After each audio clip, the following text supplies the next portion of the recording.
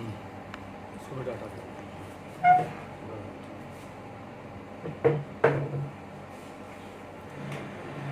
प्रिय भाइयों एवं बहनों, मैं सतीश पाल रोज की भांति आप सबके बीच में पुनः वार्ता करने के लिए आ गया हूं।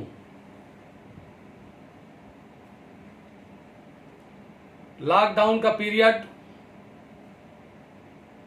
जो चौथा लॉकडाउन है,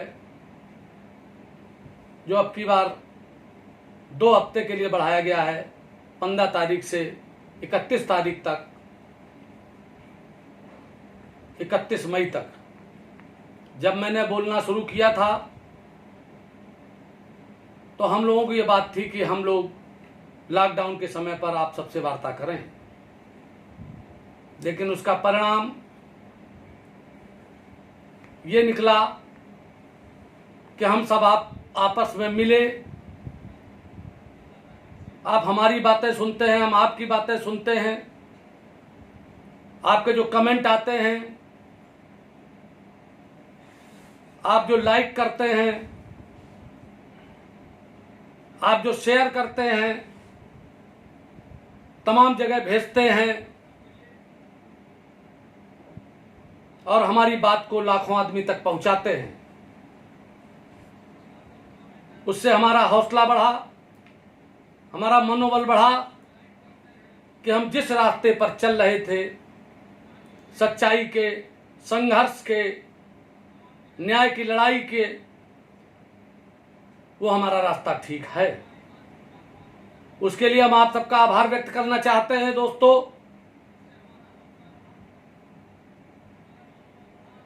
और मैंने ये सोचा था कि लॉकडाउन 10-15 दिन चलेगा, लेकिन 1.5 महीना हो चुका है। मैंने 44 दिन करके सब कमेंट निकलवा लिए हैं, मैं पढ़ता हूं उनको। आप सबने जो फोन नंबर भेजे हैं, उन फोन पर हमारे यहां से आपसे वार्ता होगी। उसके लिए एक कॉल सेंटर हमने बनवा दिया है, एक CSC सेंटर खुलवा दिया है और तमाम लोगों से हम संपर्क कर रहे हैं। आज शिवराजपुर की तरफ से लोग आए थे, शिवम पाल और नितिन पाल। तो नितिन पाल CSC सेंटर चलाता है, उससे मैंने काफी ज्ञान अर्जित किया। मैंने उससे कहा कि मैं हर ब्लॉक में गडरियों के गांव खुजवा रहा हूं और उससे एक नौजवान खुजवा रहा हूं, उस गांव में नियुक्त करूंगा जो पूरे गांव के आदमी का एक रजिस्टर बनाएगा। उसके पास सरकारी योजना कैसे पहुंचे, उसकी बेरोजगारी कैसे दूर हो, उसका स्वास्थ्य कैसे अच्छा हो, उसका मनोबल कैसे ऊंचा हो, महिलाओं को सम्मान कैसे मिले, कैसे हमारी बहन बेटी को सम्मान मिले, हमारी बहन बेटी कैसे सुरक्षित रहे, उसका मान सम्मान कैसे अच्छा रहे। इसके लिए सारा का सारा हमें योजना बनानी है। योजना हमारी बन भी गई है, लेकिन दोस्तों हमें उसमें खतरा है। हमने कई बार आपसे कहा है और आप भी याद रखना, आपको खतरा कभी दूसरे से नहीं हो सकता, अपनों से ही खतरा होगा। जब होगा तब। यह देश जब गुलाम हुआ तब अपनों के वजह से हुआ। आपस में राजा लोग एक दूसरे से लड़ते रहे और उधर के जो आक्रांता थे, मोहम्मद गोरी, मोहम्मद गजनवी से लेकर के मोहम्मद सैयद बिन कासिम, और मैंने एक दिन आप सबको बताया था कि गू खा तसले में, गू माने गौरी वंश, खा माने खिलजी वंश, ता माने तुगलक वंश, सा माने सैयद वंश, मामा ने मुगल वंश, और इसके बाद अंग्रेज आ गए।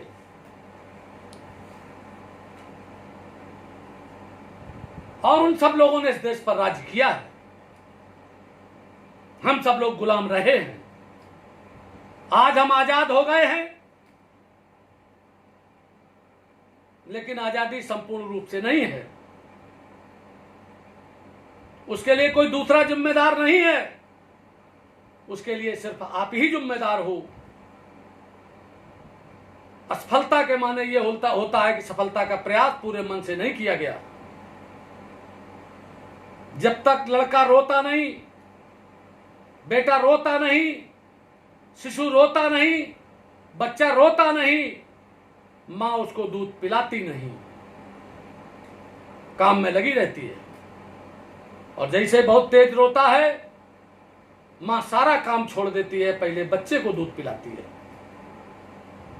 और आप लोग तो ऐसे सो गए कि आज तक जग ही नहीं रहे हैं। हम लोग रात रात भर जगते हैं। 2-2:30 बजे तक जब पढ़ते हैं तो हमारे घर में पूछा जाता है, अरे सो जाओ। तो मैं कहता हूं कि जिसका परिवार सो रहा है, आप सब लोग सो रहे हो, तो सुरक्षा के लिए, आगे बढ़ाने के लिए हमें तो चौकीदारी करनी ही पड़ेगी, हमको जागना ही पड़ेगा।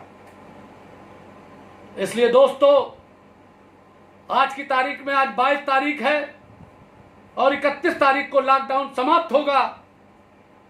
भगवान करे कि अब लॉकडाउन ना बढ़े आगे और पूरी तरीके से देश में सब कुछ खुल जाए। लेकिन मालूम नहीं आगे का कौन जानता है। कौन ये जानता था? बड़े बड़े भविष्यवक्ता घूमते हैं, भविष्य बताते हुए, जिनका धंधा यही है, ठगते हैं लोगों को। क्या मालूम था कि कोरोना वायरस आ जाएगा? और सब लोग दोस्तों गांव से चलते हैं। अभी जब मैं ये बात कह रहा तो मैं ये बात समाप्त कर दूं, उस पर मैं आपको बताता हूं कि कौन कहां से जाना चाहता है प्रगति के रास्ते पर।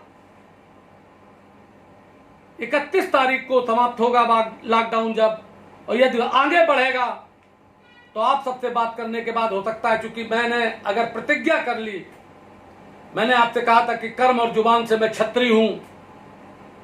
मैंने सोच लिया था कि मैं तब तक बोलूंगा जब तक लॉकडाउन रहेगा। और आप सबके आशीर्वाद से, माता पिता की कृपा से, आशीर्वाद से, मां सरस्वती की कृपा से आप सबके बीच बोलता हूं और रोज नया बोलता हूं। ये ईश्वरी कृपा है। 31 तारीख को अहिल्याबाई होलकर जी की मां अहिल्याबाई होलकर, देवी अहिल्याबाई होलकर, रानी अहिल्याबाई होलकर का जन्मदिन है। उस दिन लॉकडाउन का भी समापन है। हो सकता है मेरी बात का भी समापन उस दिन हो जाए। तो मैं चाहता हूं कि इतवार को 24 तारीख को, आज 22 तारीख है, 24 तारीख को मैं उस दिन अहिल्याबाई होलकर जी पे और होलकर राजवंश पर बोलूंगा। दोस्तों, आज आपकी जो हिस्ट्री है, इतिहास है, उसमें अगर गर्व से आप सीना अपना ऊंचा करते हो तो अहिल्याबाई होलकर जो महिला थी, आपकी बेटी थी, आपकी बहू थी, रानी थी, शासन करने वाली थी, उसकी जो शासन की प्रक्रिया थी, उसका जो व्यवहार था, उसका जो त्याग था, उसके बदौलत आज हम कोई भी मीटिंग करते हैं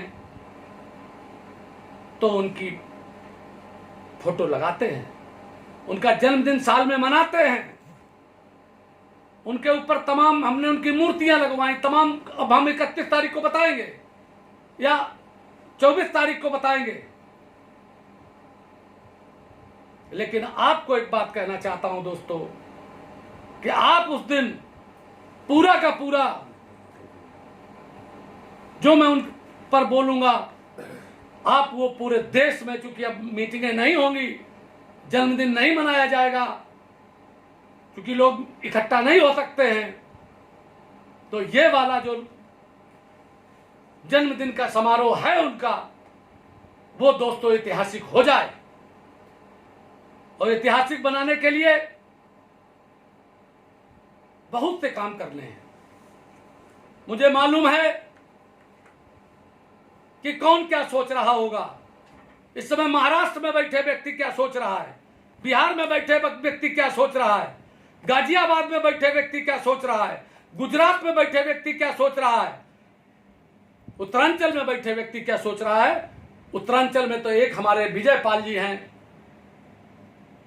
हरिद्वार में रहते हैं। उन्होंने रानी अहिल्याबाई होलकर की संपूर्ण संपत्ति पर मुकदमा लड़ रहे हैं। मैं उनका आभार व्यक्त करना चाहता हूं। मैं उनके बारे में भी आपको उनके पेपर दिखाऊंगा 24 तारीख को कि सरकारें उनकी संपत्ति बेच रही हैं और वो बचाना चाहते हैं। उन्होंने हाई कोर्ट में मुकदमा डाला हुआ है। और लोग बागों ने तो जो संगठन बनाते हैं जाति के, तो उनका एक PIL डाल दो, उस पर भी लोग पीछे हट गए। हमसे उन्होंने कहा कि आप एक चिट्ठी लिखो मध्य प्रदेश के मुख्यमंत्री श्री शिवराज सिंह जी को। तो हमने कहा कि आप मेरे पास चिट्ठी लिख करके मेरे पे व्हाट्सएप कर दो, जैसा आप लिखोगे वैसी चिट्ठी मैं लिख करके भेज दूंगा और भी अच्छी लिखूंगा। एक लड़के ने मुझसे कहा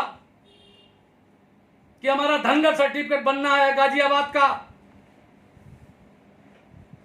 और लेखपाल ने कहा कि किसी आप अपने समाज के किसी आदमी से, संगठन से या किसी पूर्व मंत्री से या मंत्री से लिखवा दो, हम तुम्हारा बना देंगे। हमने कहा बेटा तुम मेरे में अपना व्हाट्सएप पर लिख करके भेज दो, तुम धनगर हो कि नहीं हो। उसने कहा कि हैं, हमने जयप्रकाश जी हैं वहां बघेल मिठाई वाले, उनसे पूछा कि ऐसा न हो कि मैं जानता नहीं कोई दूसरा मुझसे कोई लिखवा ले। बस उतना सा उसका मैंने किया और उससे जो लिख करके भेजा उसको मैंने भेज दिया। यद्यपि मैं किसी को बेवकूफ नहीं बनाना चाहता, उसका मनोबल नहीं डाउन करना चाहता था। इस विषय पर भी कभी बोलूंगा, मेरे पास सारे प्रमाण हैं, सारी चीजें हैं। हम नहीं चाहते, हम तो एक ही बात चाहते हैं कि हमारे समाज में कोई विघटन ना हो, निखर धनगर ना हो, सिर्फ गडरिया हो। और हम अहिल्याबाई होलकर और चंद्रगुप्त मौर्य के रास्ते पर चलते हुए, सच्चाई के रास्ते पर चलते हुए, कालिदास जैसे मूर्ख व्यक्ति जो डाल पर बैठे काट रहा था और बाद में इतना बड़ा विद्वान हो गया, वो भी गडरिया था करनाल के पास। करनाल में एक बार कालिदास की रंगशाला में मैं गया था, तो मैं पाली युवा महासभा का राष्ट्रीय अध्यक्ष था। मैंने उस कार्यक्रम की अध्यक्षता की थी, मुख्यमंत्री ओम प्रकाश चौटाला जी थे और उन्होंने उसी के बाद अभिज्ञान शाकुंतलम लिखा। मां सरस्वती की ऐसी कृपा हुई कि कालिदास हो गए। वैसे ही आप लोग भी ज्ञानी बनो, विज्ञानी बनो, यशस्वी बनो, दानी बनो, धनवान बनो, कीर्तवान बनो, बलवान बनो, और ऐसे बलवान बनो कि अगर तुमको कोई ललकार दे तो कुश्ती लड़ने के लिए भी उसको उठा करके दई मारो और उसके छाती पर चढ़ जाओ। जोश और होश दोनों को बरकरार रखो, कुश्ती में उसको हरा दो। अपनी तरफ से कोई गलती ऐसी मत करो कि तुम्हारी गलती कोई निकाले। और दोस्तों, जेल से कभी डरना नहीं। मैं 4 महीने जेल में रहा हूं। राष्ट्रकार कत्ल मेरे ऊपर अखिलेश यादव ने लगवाई थी गलत, पुलिस की गोली से आदमी मरा था, लेकिन मैं जरा भी नहीं डरा आप सबके इसलिए आशीर्वाद से। जब गोली चल रही थी, 4 घंटे चली, माया गेस्ट हाउस विधुना में जो कांड बड़ा प्रसिद्ध हुआ ब्लॉक प्रमुख के चुनाव में, तो एक गोली कोई मेरी इधर से निकल जाती थी, कोई इधर से निकल जाती थी। आप सबके आशीर्वाद से मुझे कोई डर और भय नहीं लगता था। इसलिए भय व्यक्ति को तब लगता है जब वो अज्ञानी होता है, भय व्यक्ति को तब लगता है जब झूठा होता है, भय व्यक्ति को तब होता है जब वो लालची होता है, पक्षपाती होता है। इसलिए ये सारे दुर्गुणों को निकालो, नशे को निकालो। मैं बार बार कहता हूं, आपसे प्रार्थना कर रहा हूं, आपका हाथ जोड़ रहा हूं, अगर आप मुझे मानते हो चाइना नशा करता था, चाइना भूखों मरता था, आज चाइना पूरे विश्व को चुनौती दे रहा है। आप अपने गांव में घर देख लीजिए दोस्तों, जो पहले पैसे वाला था अगर वो नशा करने लगा, कहीं उसके घर में झगड़ा होने लगा तो वो बर्बाद हो गया, दूसरे लोग पैसे वाले होने लगे। ये होता है, सिस्टम चलता है। परमानेंट पैसे वाला वही हो सकता है जिसके घर में शास्त्रानुमत संविधान के अनुसार और बड़ों का आदर और माता पिता का आदर होता है और वो अपने पूर्वजों के इतिहास की रक्षा करता है, वो लोगों को होता है। दोस्तों, गांव का आदमी कस्बे में जाना चाहता है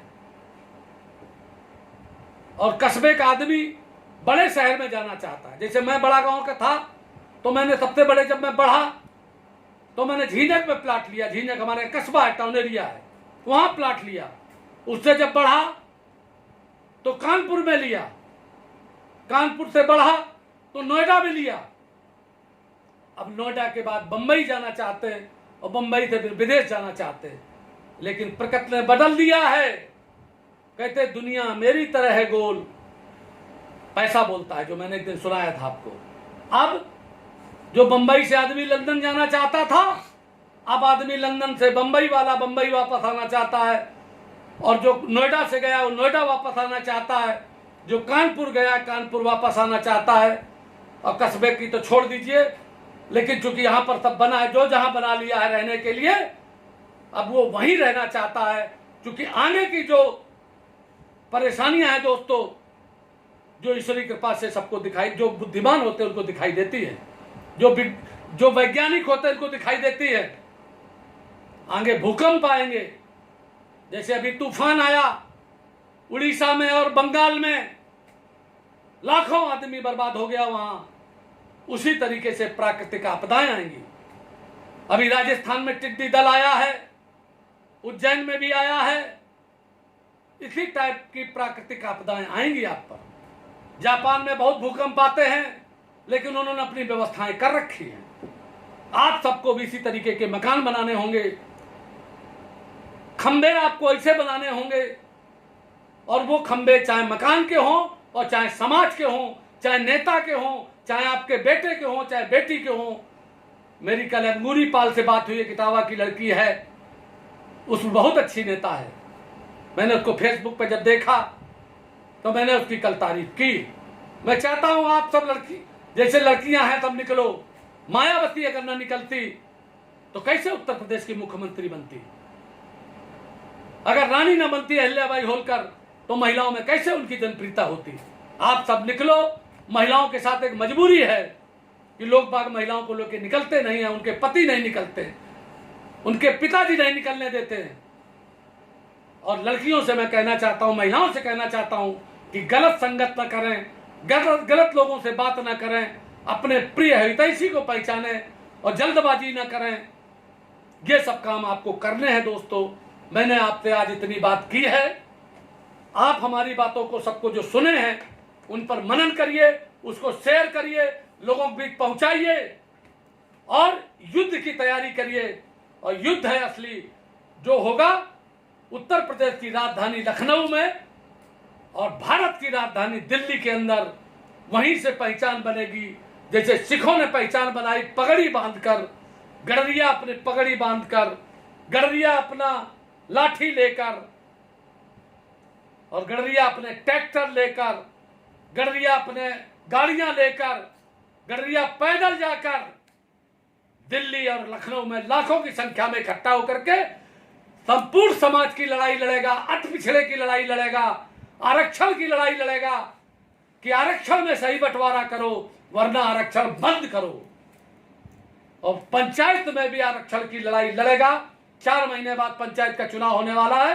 लॉकडाउन का सिर्फ इंतजार है दोस्तों। बस मेरी बात जो मैं आपसे कह रहा हूं, मेरे हाथ पैर आप ही हो।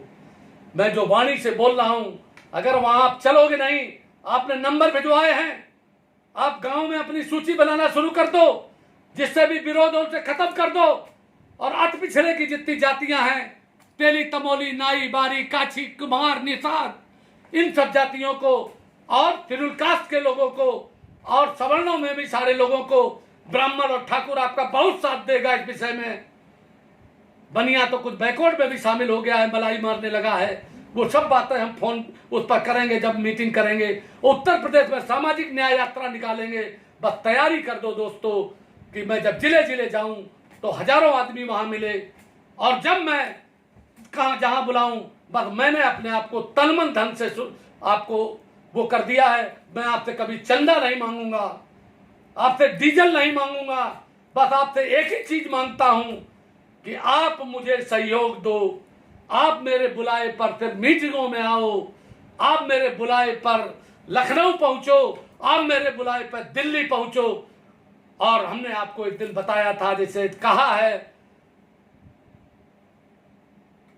सुभाष चंद्र बोस ने कि तुम मुझे खून दो, मैं तुम्हें आजादी दूंगा। मैं तुमसे कहता हूं कि तुम मुझे सहयोग दो, तुम मेरे कहने से मीटिंगों में आओ, लाखों की तादाद में इकट्ठा हो, मैं तुम्हें असली आजादी दूंगा। मैं तुम्हें इस गैर बराबरी के और अन्याय अत्याचार के सारे उससे शोषण से आजादी दिलवाऊंगा और आपको खुशी दिलवाऊंगा, संपन्नता दिलवाऊंगा। भारत को पुनः विश्व गुरु बनाऊंगा, सोने की चिड़िया बनाऊंगा, किसानों मजदूरों को सबको न्याय दिलवाऊंगा। यही बात कहते हुए अपनी वाणी को विराम देता हूं। जय हिंद, जय भारत, धन्यवाद।